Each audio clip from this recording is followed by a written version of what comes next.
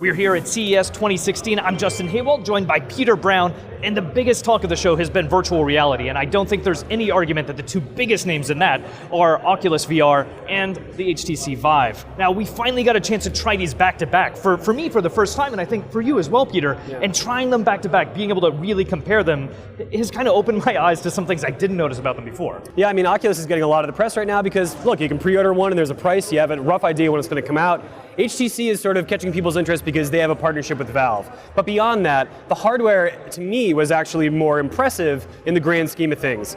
For one, any Oculus demo I'm doing where I can move, it's like a 3 by 3 foot square. For the Vive demos where I can move, because they have these two emitters that you place up in these different corners of your room, you have a much larger space to work with. And the thing that they've added now is a camera on the front of the headset. And what that lets you do, and what it lets the headset do, is give you an idea of when you're getting close to something in the real world. So you're looking at the in-game graphics, but when you get close to something, it actually reveals this translucent image to let you know, hey, stop. But almost immediately what that means is that the Vive is a much more exciting product because you aren't limited as much, and limitations in VR are going to be the biggest killer. So that front-facing camera, I think, solves one of the biggest problems, one of the biggest criticisms that I have with VR, is that it cuts you off from the rest of the world. Being able to double tap a button and see things around you is something that's so important for this kind of experience. But I tried the Oculus first, and then I went over to HTC Vive, so there was something I did notice that you stood out a little bit more for you, going the opposite direction, and that's the field of view is a little bit limited. The field of view is limited on the Oculus Rift compared to the current model of the HTC Vive. That said, the Vive does have more of a screen door effect when you notice individual pixels on the displays, and that is one thing that takes you out of immersion, quote unquote, as much as we can really say that now, as does the field of view with the Oculus. So both of them have their shortcomings at the moment.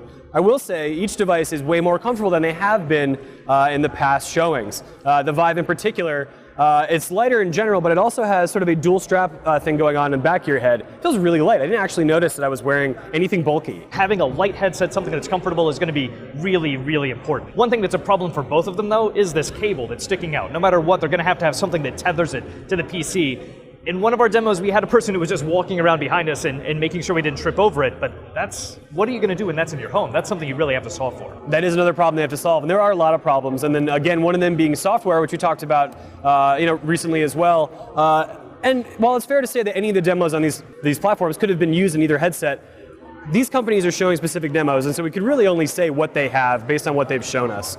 And the stuff I've seen on Vive is much more consistent and impressive at this point. Eve Valkyrie has always been the standout demo on Oculus.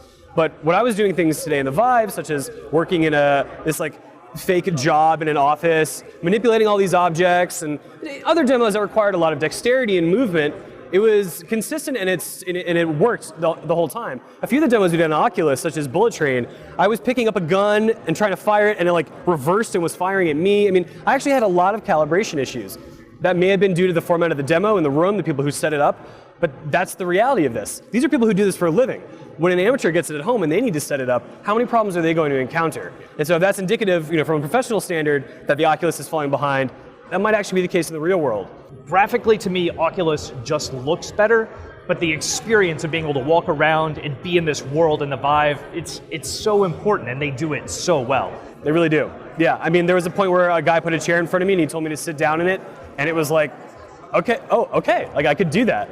But controllers are also very important because each of these devices, you have to interact with the game somehow. Controllers are the way you do it. Very different controllers from both companies. HTC is doing sort of a Wiimote-like approach, and it feels like a comfortable controller. It's easy to use. There aren't that many buttons. Could say the same for the Oculus. It's a little bit more cumbersome because you have to slip your hands into these rings. But more importantly, it's the feel of what you're holding. So for Oculus, for example, it feels a lot like a gun. Yeah. And that's something that works well for the things that we do, which are shooters, which are things that are asking you to pull a trigger in these games. When you pick something up, it feels very natural. The HTC Vives don't feel bad, and what they do feels right.